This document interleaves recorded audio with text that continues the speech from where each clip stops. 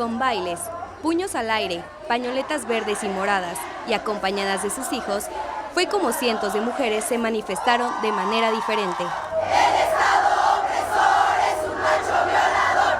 Esta vez, con un performance, se reunieron en el centro de la capital para protestar en contra de la violencia de género, con el baile Un violador en tu camino, una iniciativa del colectivo feminista Las Tesis de Chile.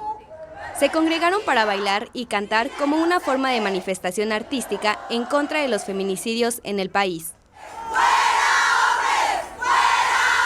Es muy fuerte que diario mueran 9 chicas y la gente no se dé cuenta de eso. O sea, una protesta con baile puede ser una muy buena manera de protestar sin que se quejen las demás personas. México no fue el único país que replicó este performance. Agrupaciones de mujeres en ciudades como Berlín, Madrid y Londres se manifestaron del mismo modo. Queremos que se visibilice este movimiento por medio de una protesta artística. Creo que ya estamos hartas y lo único que queremos es justicia y que nos escuchen.